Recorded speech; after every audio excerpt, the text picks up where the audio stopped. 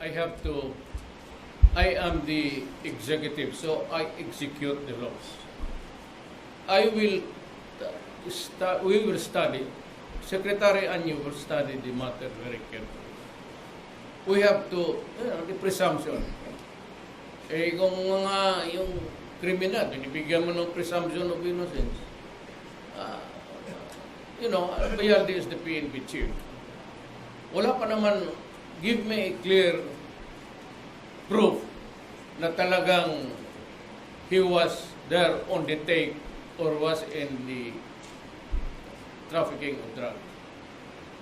Pero just because he was the tapos may tinawagan sa, I don't know if lumabas yan. Pero nasa labas ako eh. I could not just do it in a knee-jerk. I have to follow procedural due process and allow him time to answer. The right to be heard. It's given to the criminals, to the kidnappers. It should be given to a general, the Philippine national. Because under the laws, we're all equal. Yan na lang ang masabi ko. But it is now the burden of Secretary Anyo to investigate at ipapasa niya sa akin.